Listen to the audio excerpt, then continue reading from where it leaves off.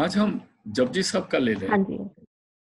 क्योंकि ये एक खास बानी है जिस पर सारा गुरु ग्रंथ साहब और सारी रूहानी की शिक्षा डिपेंड करती है। और जपजी साहब को 3 हिस्सों में बांट लेते हैं। पहला हिस्सा है मूल मंत्र है, फिर मंगलाचरण है, फिर जपजी साहब स्टार्ट होता है। हम इसको पहले मूल मंत्र से लेते हैं।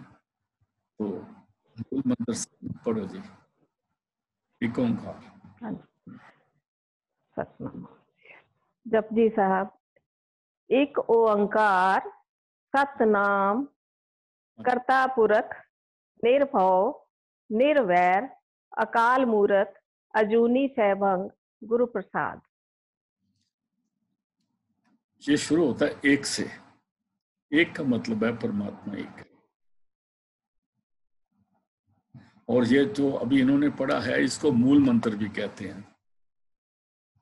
और हमारे महाराज जी ने ये बोला है कि इसको पहले पढ़ लेना चाहिए सिमरन करने से भी।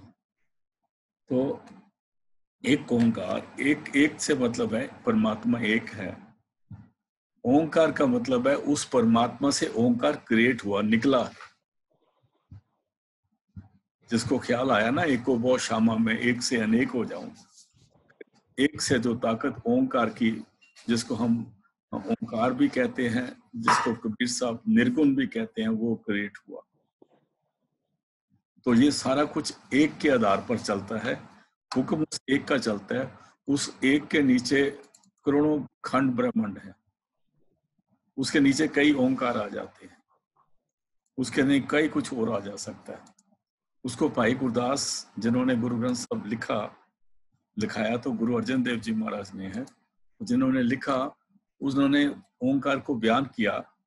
कहता है एका एक अंकार लिख बखा लिया। एक का मतलब है परमात्मा एक है, ये लिख के दिया। और वो एक जो है गिनती का एक लिखा है। एका एक अंकार लिख बखा लिया।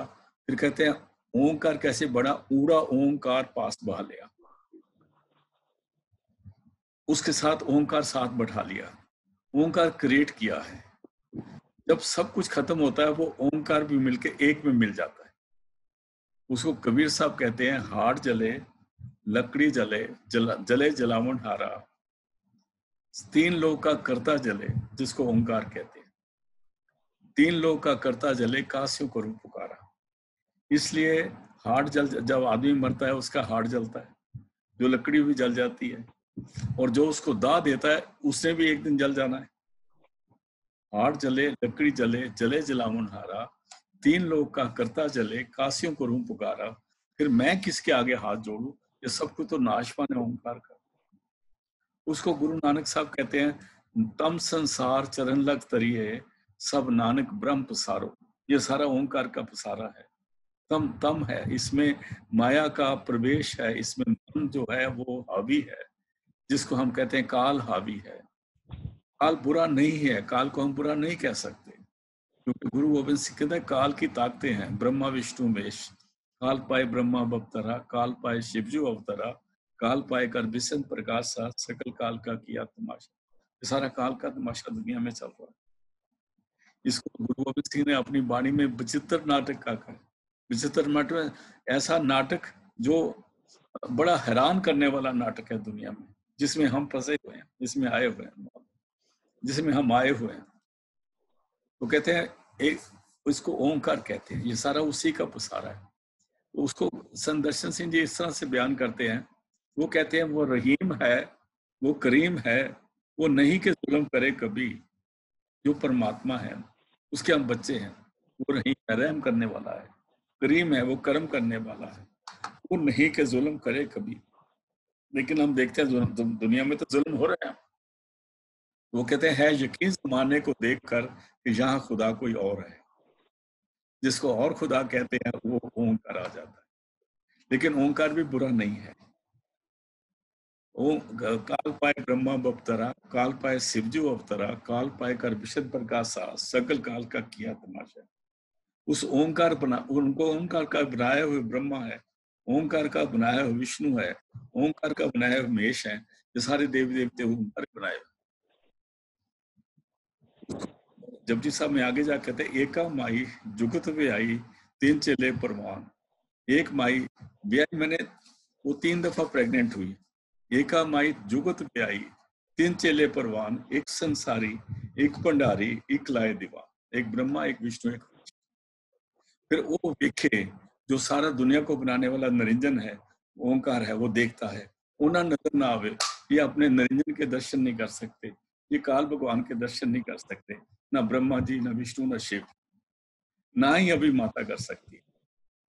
वो वेखे उन्हें नजर ना होता है विडान। ये बड़ी बड़ी विडंबना की बात है कि जिसने सब कुछ क्रिएट किया, बनाया है, और जिसको क्रिएट करा है, वो उसके दर्शन अपनी मर्जी से नहीं कर सकते, उन हुक्मों ने करना ही नहीं। इसलिए इस दुनिया में एक दफा उसने बनाए, और ये अपॉइंटमेंट है, इनकी अलग अलग काम है, और ये बदलते रहते हैं। लेकिन निरंजन नहीं बदलता और ज्योति नहीं बदलती, बाकी सब बदलते रहते हैं। ये खास है, इसको कहते हैं एक ओंकार। फिर ओंकार ने क्या किया? ओंकार सैल जुग पाए, ओंकार वेद नर पाए, ओंकार तारी सर सरना। फिर ओंकार ने सारा कुछ जितना बनाया दुनिया में नजर आ रहा है, फिर उससे ये क्रिएशन हुई सारा, जिसमें हम भी बैठे हैं। हम उसी के देश में बैठे हैं, इसलिए ओंकार को, ओंकार अपना काम कर रहा है। ओंकार भी चाहता है कि ये बंदे सीधे रास्ते चले, लेकिन वो एक बात जरूर ही चाहता है कि सीधे रास्ते चले, पर मेरे हुक्म में रहे और मेरे अंडर रहे, मेरे को छोड़ के ये किसी और के पास ना चले जाए। क्योंकि मैंने ये रूहें मांग के ली हैं परमात्मा से, और एक एक रूह जब इस देश को छोड़ के सचखंड की तरफ जाती है, तो काल उस सिर पीट के रोता है। ये संतों का कहना है।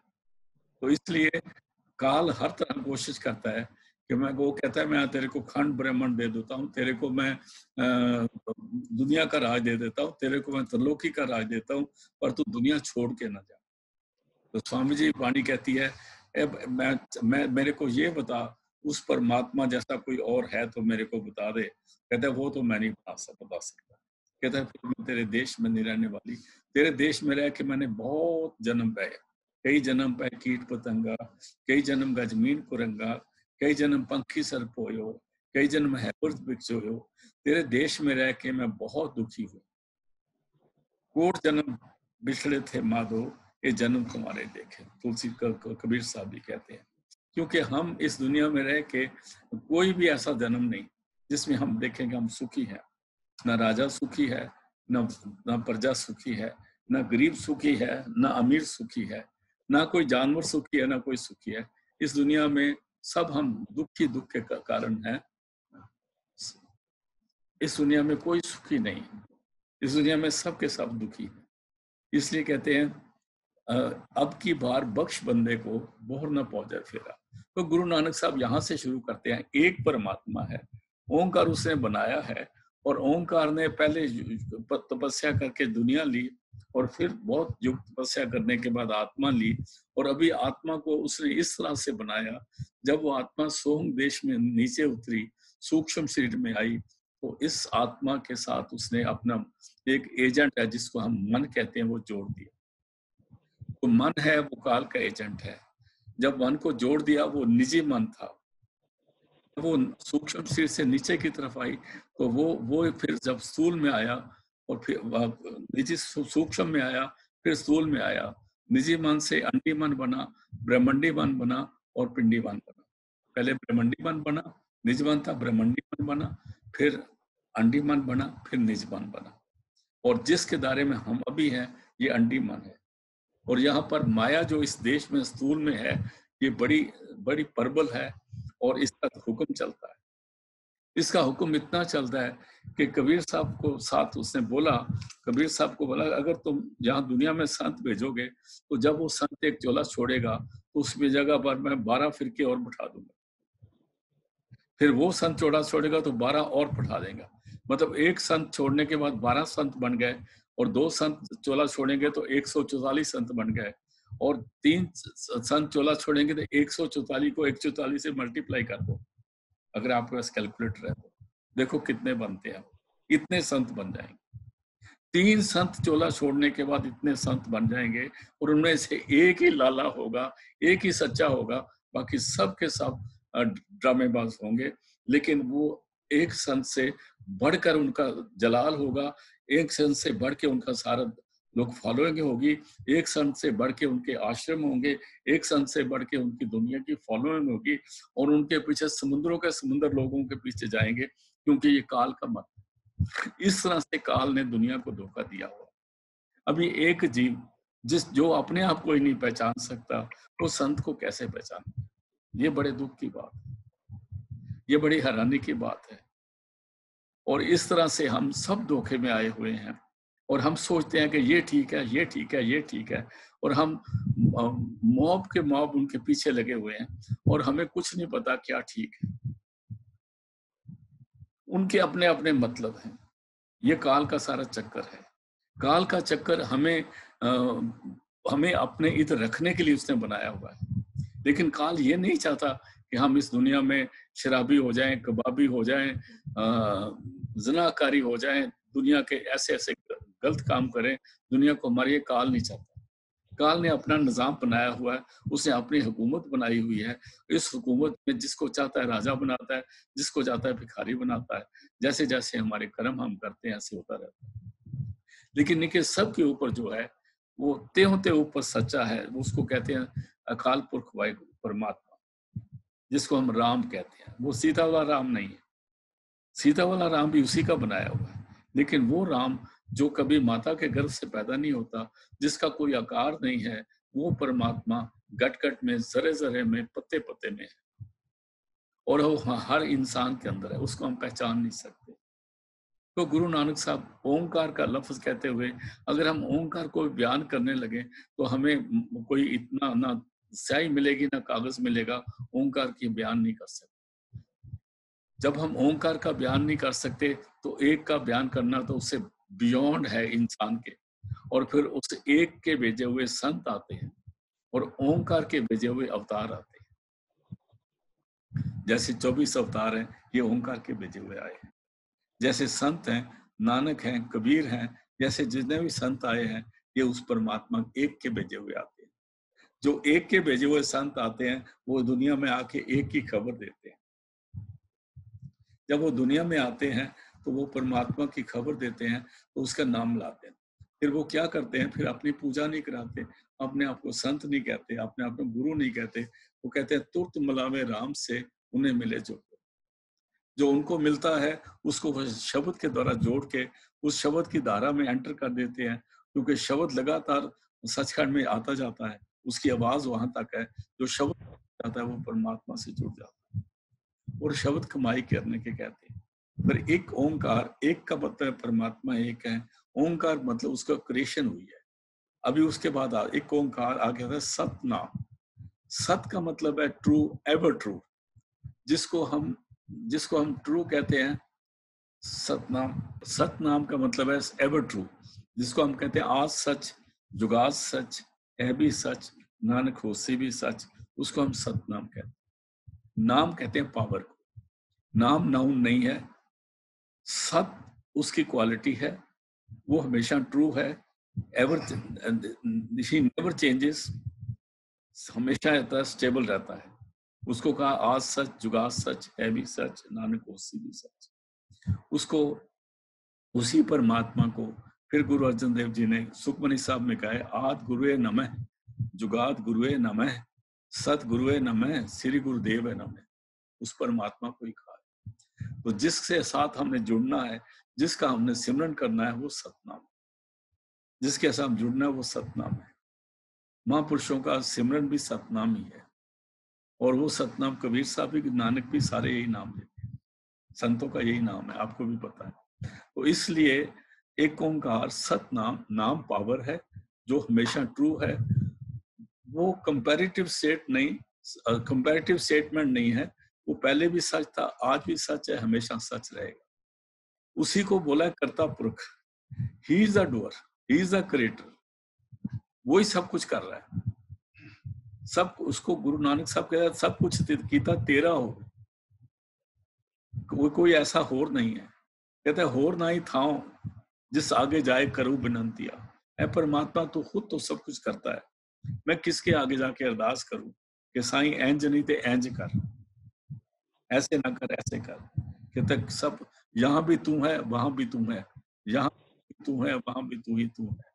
तो इसलिए सब कुछ तेरा कीता तेरा होवे, ना ही कुछ असाड़ा जियो। हमारे कहने से कुछ नहीं होने वाला, इसलिए उसको कर्ता पुरुष का है। उसका कोई सानी नहीं है, उसको निर्भव का है, वो किसी से डरता नहीं है, उसको डरने की जरूरत नहीं है क्योंकि उसका कोई सानी नहीं है। निर्भव निर्भय है कि उसका कोई शरीक नहीं है, इसलिए वो उसको उसका किसी के साथ बैर नहीं। कर्ता पुरख निर्भव निर्वैर अकाल मूर्त, वो कभी भी मौत के अंदर नहीं आता, उससे बाहर है। अयोनी, वो माता के गर्भ से पैदा नहीं होता। सैवंग, भाई वो अपने आप में खुद है और हर जगह है।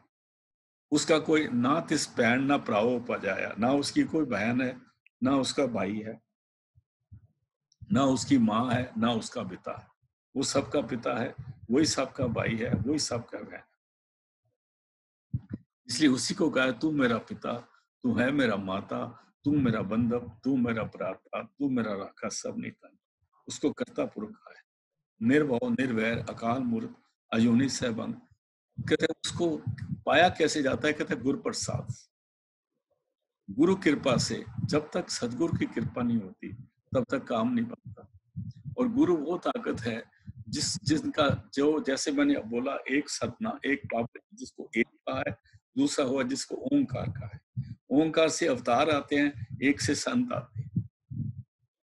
जो ओंकार से अवतार आते हैं उनका अपना काम है, वो आए, दुनिया में पापियों को दंड दिया, धर्मियों को उबारा, दुनिया को बसाया, और दुनिया में इनको बोला तुम रहते रहो और आप चले गए वापस। वो काल की तरफ से आते हैं, क्योंकि वो काल की तरफ से आते हैं, इसलिए वो दुनिया को किसी भी रूह को सचखंड पहुंचाने के लिए नहीं आते, ना ही उनके पास ये क्षमता है। जो संतों जो एक की तरफ से आते हैं, जैसे नानक आए, कबीर आए, स्वामी जी आए, जितने महापुरुष आते हैं ये एक की तरफ से आते हैं। जब वो उधर से आते हैं तो उनको सतगुरु कहते हैं। वो सत से मिलाने के लिए आते हैं। वो शब्द रूप होते हैं, वो देखने में इंसान नजर आते हैं, इंसानी शक्ल में नजर आते हैं, लेकिन वो एक परमात्मा का रूप होते हैं। इस दुनिया में चलते फिरते खुदा होता है, और जो बात परमात्मा हमारी नहीं कर सकता वो कर सकते हैं, क्योंकि उनके पास उनको पूरी ताकत दे के परमात्मा ने इधर भेजा हुआ। इसलिए जो संतों का मारा हुआ तीर है उसको कोई नहीं रोक सकता। परमात्मा अगर चाहे तो अपनी बात तो मोड़ लेगा, लेकिन संतों की बात नहीं मोड़ता, क्योंकि संतों ने उसको, आप परमात्मा ने संतों को खुद भेजा है और संतों के अंदर बैठा हुआ है।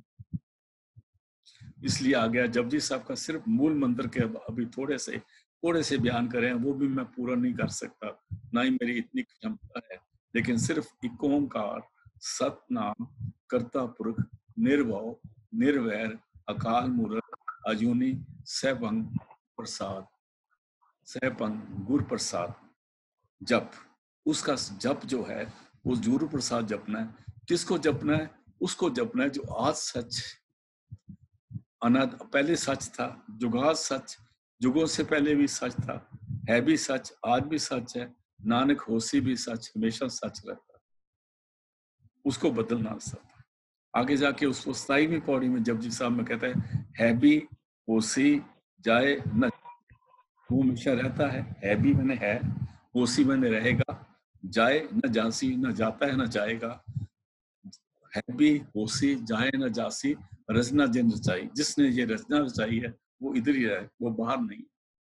हम कई दफा देखते हैं परमात्मा तेरे को नजर नहीं आता, क्या हो रहा है? अरे भाई सारा उसकी मर्जी से हो रहा है, उसको हम क्या कहेंगे? जब वो ही कर रहा है तो फिर किसको शिकायत, किसकी शिकायत किसके साथ करेंगे? हाँ, इस दुनिया में बहुत सारे जीव जो काल के चक्कर में आके और अपने लालच में आके, लालच कहाँ से पैदा करते हैं? ये 5 चीजें काल ने पैदा करी हैं, काम क्रोध लोभ मोह और अहंकार। ये परमात्मा ने नहीं भेजे, ये काल के क्रिएटेड है। फिर 5 तत्व उसके बनाए हुए हैं,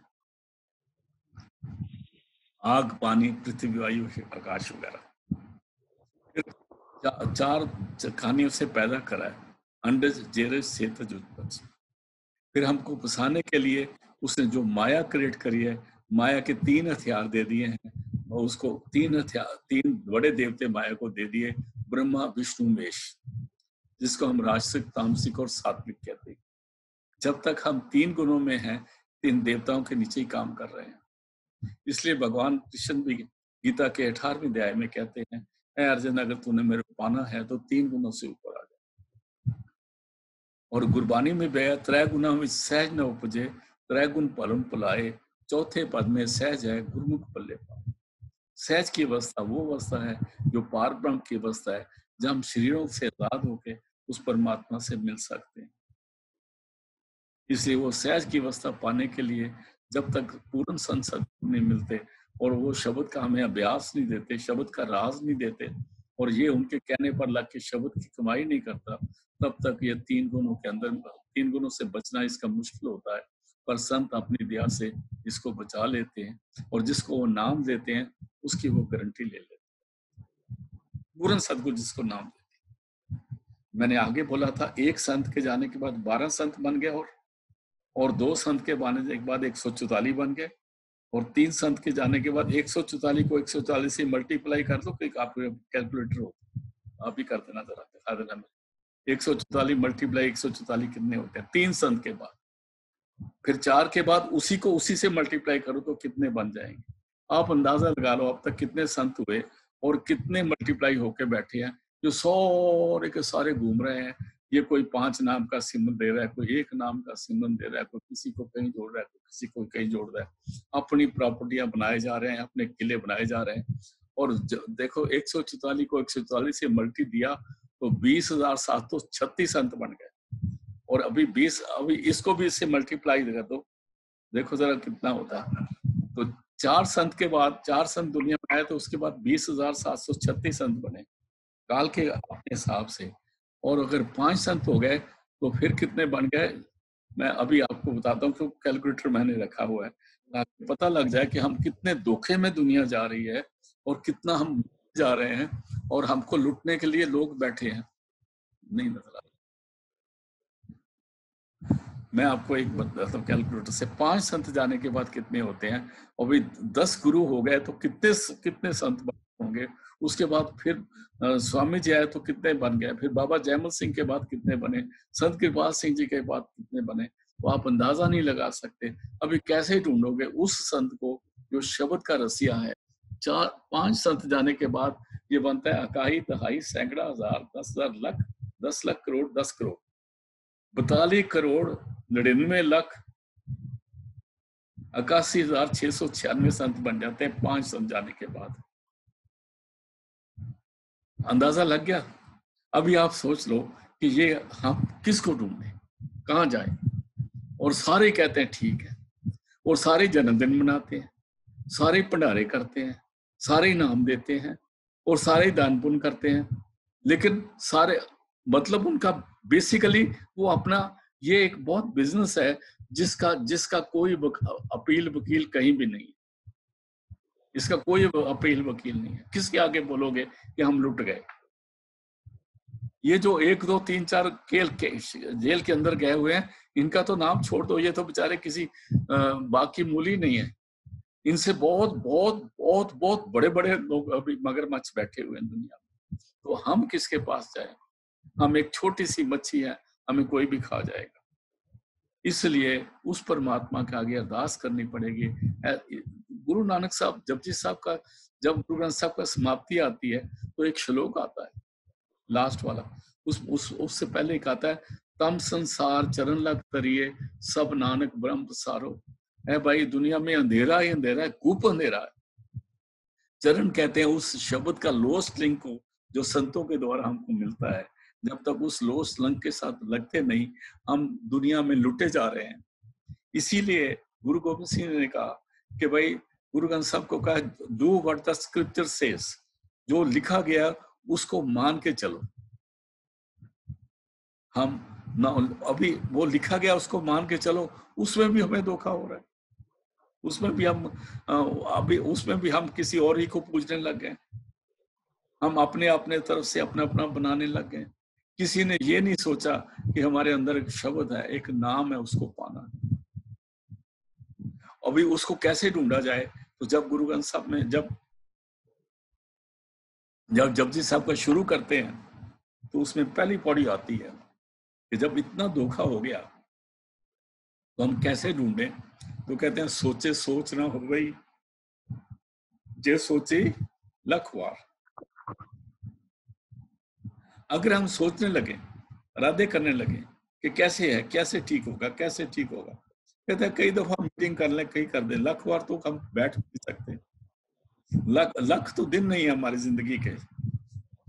एक साल में 365 दिन होते हैं, 365 को 100 से मल्टीप्लाई हो तो कितने दिन बने? तो एक दिन में लख बार तो हम सोच नहीं सकते। इतने तो हमारी जिंदगी में देखा जाए तो इतने सालों में इतने मिनट भी नहीं बनते। हम कैसे सोच सकते हैं परमात्मा का? सोचे सोच ना हो जे सोची लखवार। और ना ही हम शुद्ध हो सकते हैं इनसे। आगे बोलो जी।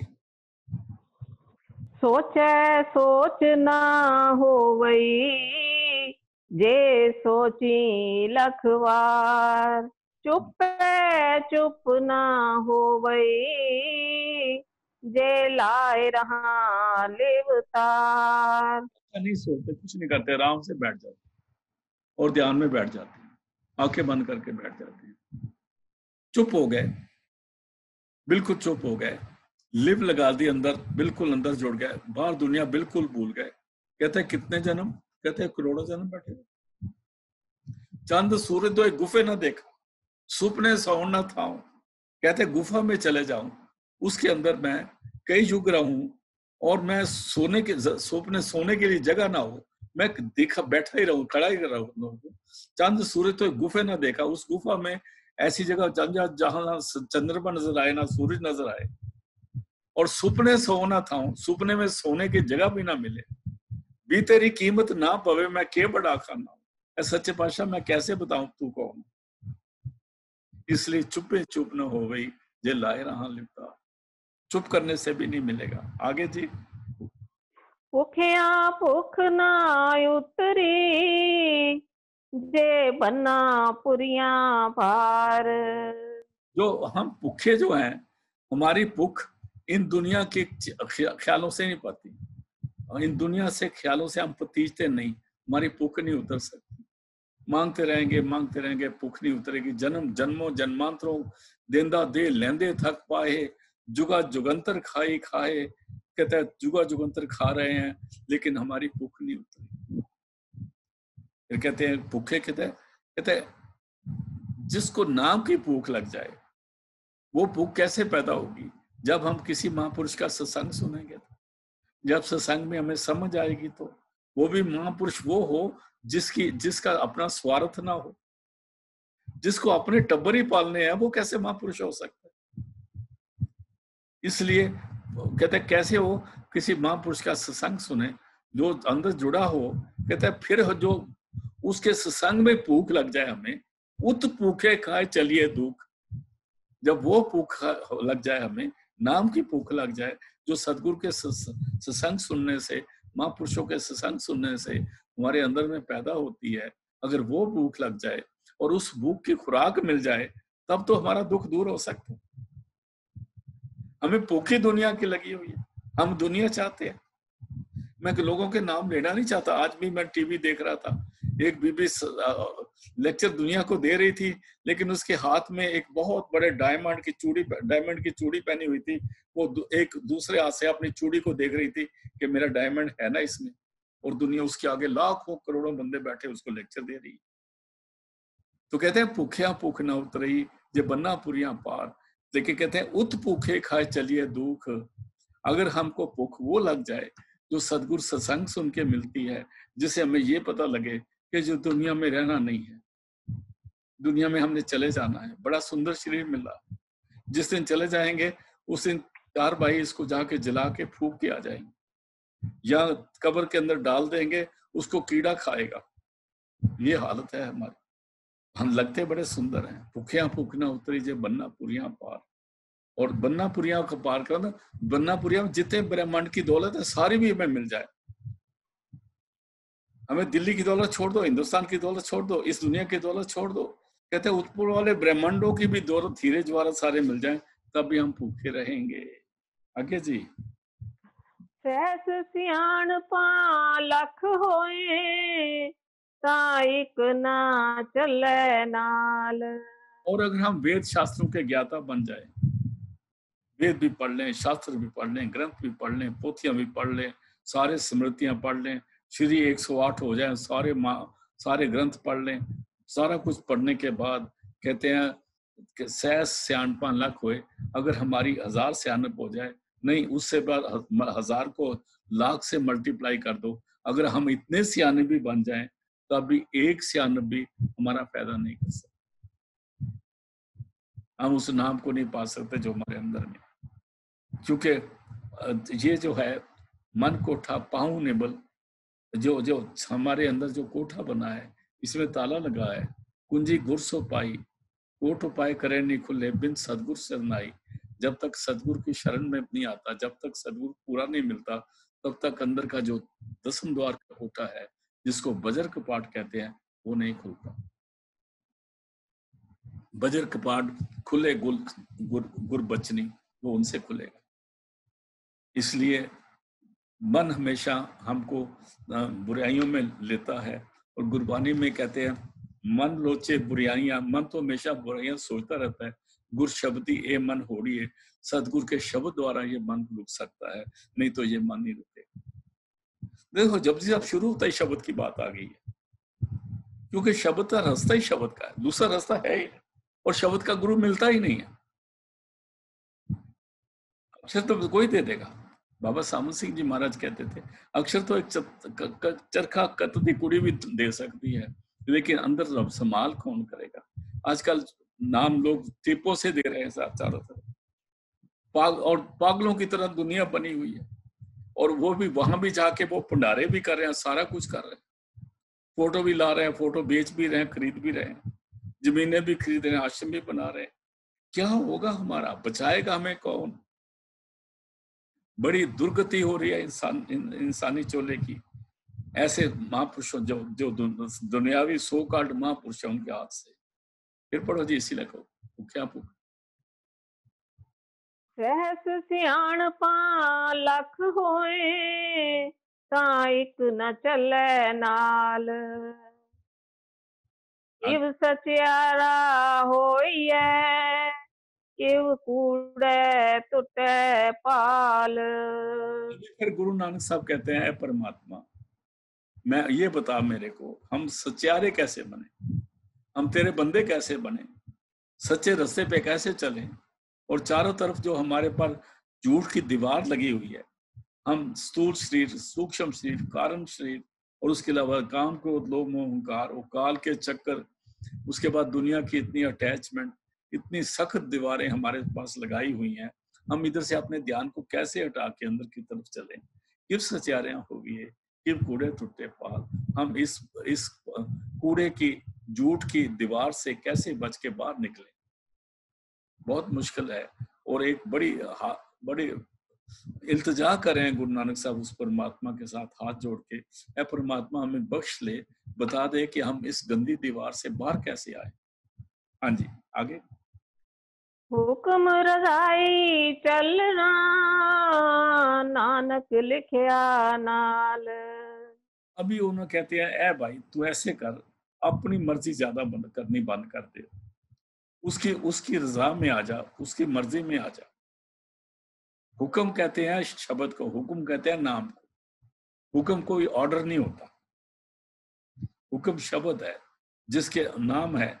क्योंकि गुरु नानक साहब बयान करते हैं, वो कहते हैं एका हुक्म नाम है, नानक सदगुरु दिया बुझाई। ऐ नानक नानक कहते हैं मेरे को मेरे गुरु ने समझा दिया है। गुरु नानक साहब कहते हैं कि जो हुक्म है वो नाम है, वो शब्द है, वो घट घट में है, और वो शब्द हमको दुनिया में लेके आया है, और वो शब्द हमें लेके आएगा। हमें उसकी रजा में आना चाहिए। जब हम रजा में आ जाएंगे तो फिर वो हमारी मदद में आ जाएगा परमात्मा। इस दुनिया में हम रजा में नहीं आते। जिस वक्त हमारा थोड़ा सा हुक्म चलने लगता है तो हम अपनी मर्जी करते, जो भी चाहें, जो हमारे दिल की ख्वाहिशें हैं।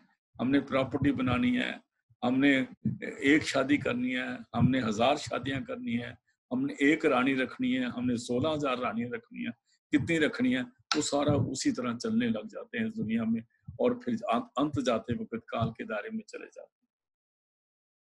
अंत फंसे जम फांस मरे, अंत में जम की फांसी लग जाती है। इसलिए कहते हैं हुक्म रजाई चलना, उसके हुक्म में उसके रजा में रहो। अगर पूरा गुरु मिल गया तो उसके कहने में रहो। हुक्म रजाई चलना, नानक लिखिया नाल, फिक्र मत कर, लिखने वाला जो है परमात्मा, उसने सारा कुछ तेरे को दिया हुआ है, वो उस तेरी जिंदगी को वो संवारता जा रहा है, लगातार संवारता जा रहा है। अगर उसकी रजा में चलेंगे तो वो हमें संवारता संवारता संवारता एक दफा अपने चरणों में ले आएगा, और जब अपने चरणों में ले जाएगा हमारा बेड़ा पार हो जाएगा। और उसको बचने का एक ही तरीका, और कोई तरीका है नहीं। हुक्म, उसकी हुक्म में, उसकी रजा में रहना, नानक लिखिया नाल, ये उसका काम है। उसको गुरबानी में आता है, एक को सच्चा एक सवारन हारा, वो एक ही है जिसको हमने कहा एक ओंकार, एक आया था ना पहले, फिर ओंकार आया था, तो उस एक के बारे में इशारा करते हैं। सच्चा एक सवारन हारा, वो एक जो है वो हमको सवारने वाला है। ओंकार जो है वो सवार के इस दुनिया में फंसाने वाला है। एक जो है वो बचाने वाला है। समझ आ गई बात? एक तो बचाने वाला है, वो अपने संत भेजता है। ओंकार जो है फंसाने वाला है, वो अपने अवतार भेजता है। सच्चा एक सवारन हारा, अवर न सूजस बीजी कारा, उसको तो दूसरा काम नहीं है, लेकिन अगर हम उसके हुक्म में रहेंगे तो वो सवारेगा। उसके सवारने का तरीका ये है कि वो हमें किसी पूर्ण संत सद्गुरु से मिला देगा, जो शब्द होगा, जो शब्द स्वरूप होगा, जो हमारे अंदर, हमारी सुरत को अंदर शब्द से जोड़ के अपने घर में लेके जाएगा। ये पहली पौड़ी गुरु है। अभी तक मेरे को अभी 40 मिनट हो गए, सिर्फ पहली पौड़ी तक हम पहुंचे। 38 पौड़ियां हैं। 38 पौड़ियां का मतलब है ये पौड़ियां गिनने के लिए नहीं है, ये पौड़ियां चढ़ने के लिए। अभी पहली पौड़ी चढ़ने का क्या रिजल्ट दिया उन्होंने कि पहली पौड़ी ये है कि उसके हुक्म में रहो। ये पहली पौड़ी। क्या हम मान गए कि उसके हुक्म रजाई चलना, नानक लिखिया ना? अगर आप उसके हुक्म में रहे, उसकी रजा में रहे, तो उसकी जो उसने करना उसको करने दे, उसको मर्जी है। अभी उसने जैसे ये दुनिया में भेजा हुआ है किसी को अपनी जीवों को कुछ मुक्ति मुक्ति देने के लिए, तो उसको कर दे, तो हमने क्या करना। लेकिन हम नहीं बाज आएंगे, हम तो कुछ ना कुछ करेंगे। परमात्मा को कहते हैं हम तेरे साथ, हमने तीर मारते हैं आसमान की तरफ सीधा। जब आसमान में तीर मारते हैं तो गुरु नानक कहते हैं ये जो तीर सीधा मारेंगे तेरे सिर पे ही तो आएगा, जाएगा तो सीधा, लेकिन जब मुड़ेगा तो उसका कोना नीचे की तरफ होगा, वो तेरे सिर में ही आके लगना है। इसलिए परमात्मा को तीर ना मारो, परमात्मा के मौज में रहो, सदगुरु की मौज में रहो, जिसमें वो रजा करता उसी में रहना। उसको कहते हैं हुक्म रजाई चलना, नानक लिखिया ना। अगर रजा में आ जाए तो हमने पहली पौड़ी पे चढ़ गए। अभी दूसरी पौड़ी ले लेते हैं, 2 पौड़ियां हो सकेगी मेरे खास के टाइम में। हाँ जी। हुक्मी होवन आकार, हुक्म ना कहया जाए। अभी पहली पौड़ी में आया था हुक्म रजाई चलना, उसकी हुक्म में, उसकी रजा में रहना। हुक्म रजाई चलना, नानक लिखिया नाल।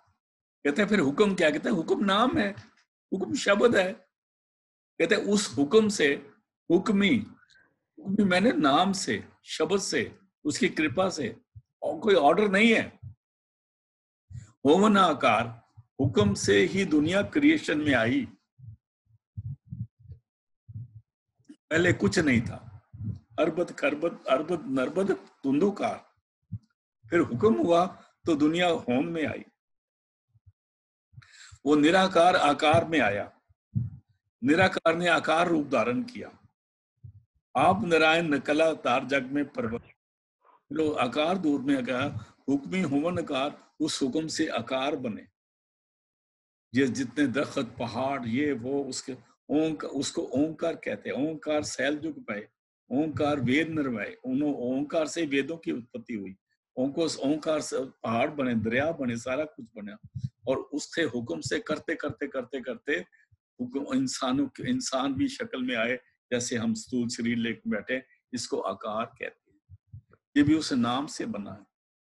हम सोचते हैं कि मियाँ बीवी मिल जाते हैं तो एक बच्चा बन जाता है, तो उसके बच्चे का क्या है, पालन कैसे होता है, क्या क्या होता है, हमें हमें क्या, इस दुनिया में किसी को भी नहीं पता उस भगवान के अलावा कि वो कैसे बनना बच्चा तैयार होता है माँ के पेट।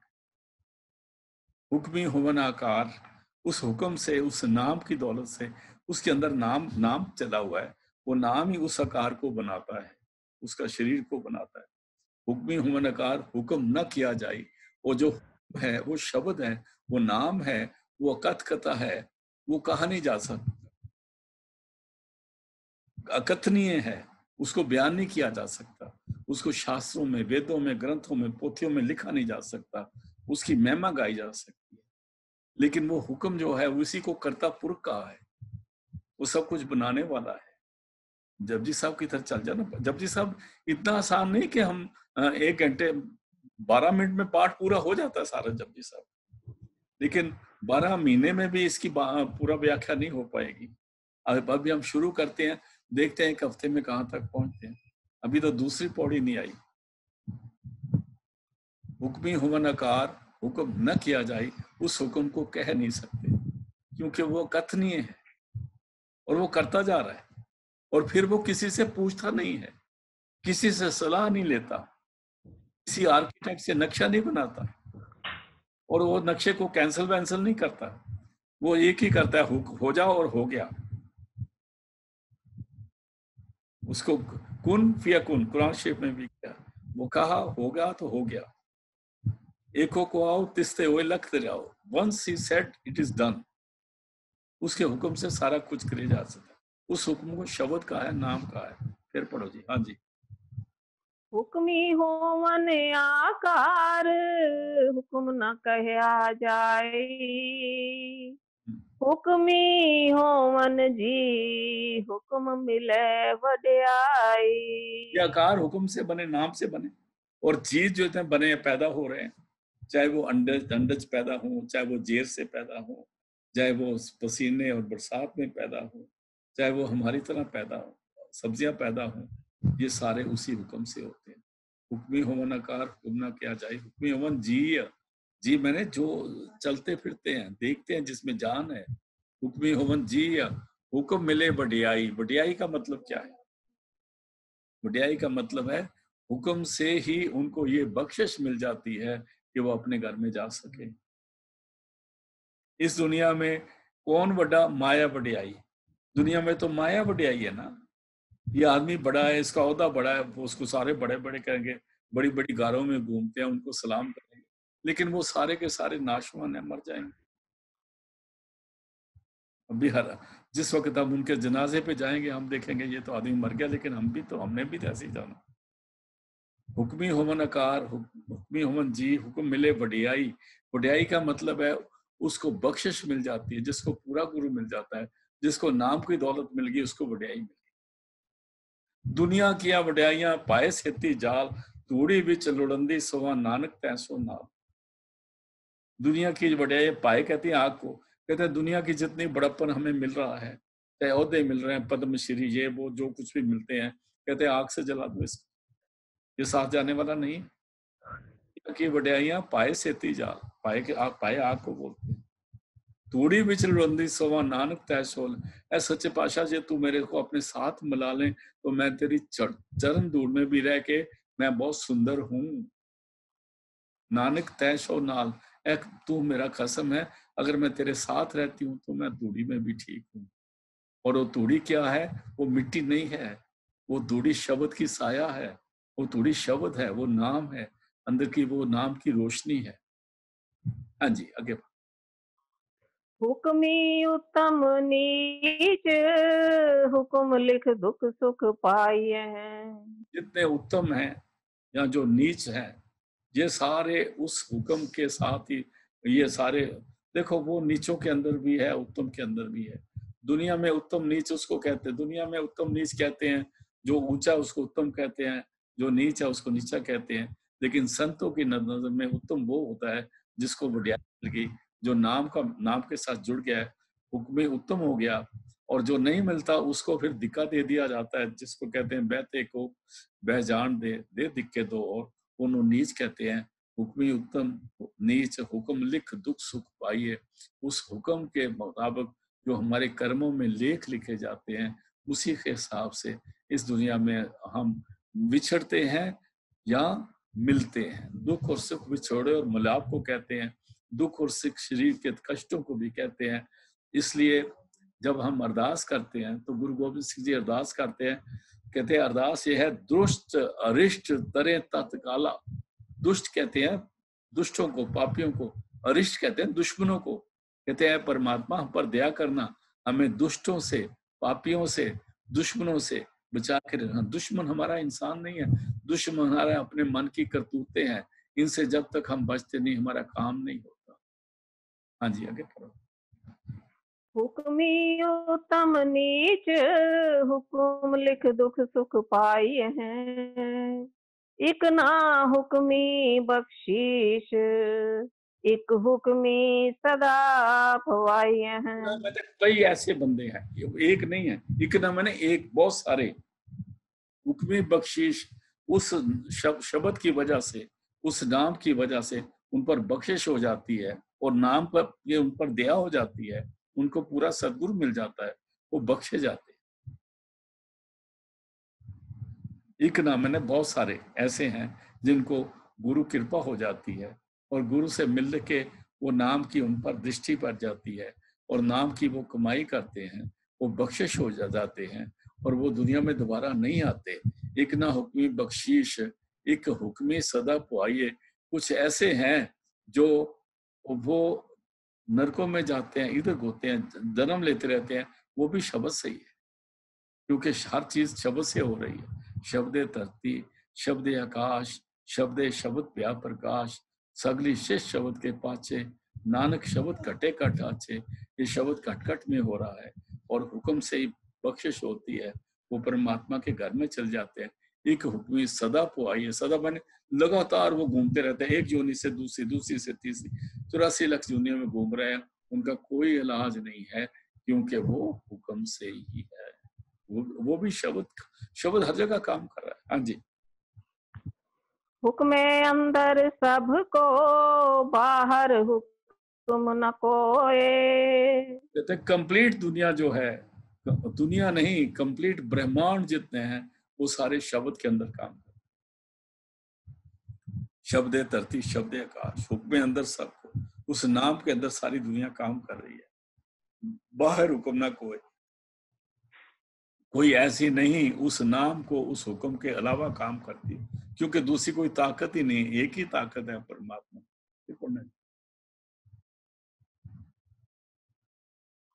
फिर पढ़ना जी। हुक्मे अंदर सबको, बाहर हुक्म न कोए। नानक हुक्मे जे बुझे, ताहों में कहे न कोई। और जो शब्द के अभ्यास करके उस हुक्म को की पहचान कर लेते हैं, गुरु गुरु गुरु के बगैर शब्द की पहचान नहीं होती। कल हमने यही शब्द लिया था, गुरु से बातें शब्द की पहचान होती है। गुरु का हुक्म मानने से, नाम की कमाई करने से, जब शब्द हमारे अंदर में प्रकट होता है, तो उस शब्द की पहचान होती है। वो शब्द हमें इस शरीर से लेके ऊपर मंडलों में ले जाता है।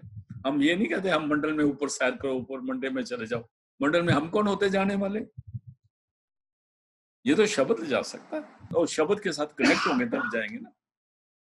हम सोचे आंखें बंद करके इधर माथे में ध्यान कर लो तो हम ऊपर चले जाएंगे, लिखा है। बगैर शब्द के माथे में लोग लगातार ध्यान करने के बाद भी सिर की बीमारी शुरू हो जाएगी, जब तक गुरु नहीं मिलता।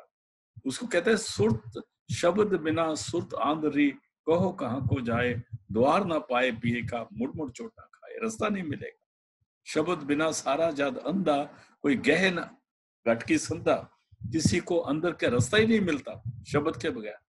अंदर अंधी दुनिया है, अंधेरा ही अंधेरा है। जब तक शब्द नहीं खुलता तब तक काम नहीं बनता। ये है दूसरी पौड़ी का हुक्म। फिर पढ़ दो जी। हुक्मे अंदर सबको, बाहर हुक्म न कोए। नानक हुक्म जे बुझै ताहों में कहे न कोई। अगर हम हुक्म की हमें पहचान मिल जाए, बुझारत ये बहुत गहरी बुझारत है, ये सिर्फ सुरत जान सकती है। किताबों के अलावा ना हमारी अक्ल पहुंच सकती है, ना हमारे इंद्रियों की पहुंच है, ना किसी वेद शास्त्र ग्रंथ की पहुंच है। ये तो सुरत जब सतगुरु की कृपा से सुरत जब तक महीन नहीं होती, सुरत जब तक अपने आप को एकाग्रता में नहीं आती, तब तक उस शब्द की नाम की पहचान नहीं होती। हुक्म शब्द को कहा है, हुक्म नाम को कहा है। नानक हुक्मे जे बुझे का हमें न कहे ना कोई। फिर वो नहीं कहेगा कि मैंने किया, क्योंकि जब तक हम हुक्म के अंदर हैं तब तक काम है। नानक हुक्मे जे बुझे, जब बुझ जाएंगे फिर हम नहीं कहे कि मैंने किया है, क्योंकि मैं तो खत्म हो गई, तभी तो हुक्म की पहचान हो। जब तक मेरे अंदर मैं है, ईगो है, हुक्म के नजदीक नजदीक नहीं जा सकती। जब तक हमारे अंदर मैं है, मेरी अक्ल काम करती है, मैं जानता हूँ, मैं सब कुछ हूँ, मैं ज्ञानी हूँ, मैं कथावाचक हूँ, तो हुक्म के साथ काम नहीं बनता भाई। इस जो दुनिया की हमारी अक्ल है, इसको यही छोड़ना पड़ेगा। नानक हुक्मे जे बुझेता हूं में कहना को। आज की भी हमने मूल मंत्र पहली पौड़ी और दूसरी पौड़ी ली है, इससे भी यहाँ यही मिलता है कि हमने सुरत शब्द की कमाई करनी है, अपने अंदर में बैठ के सदगुरु की कृपा मांगनी है। और मांगने का मतलब ये नहीं कि महाराज विद्याग्रह ऐसे करते हैं, सिमरन करना है, और ताकि उस सिमरन से हमारे ख्याल में पवित्रता, पॉजिटिविटी आए और हमारा अंदर शब्द खुले और हमारे को अंदर का रास्ता मिले। तो आज का सत्संग हम अभी समाप्त करते हैं।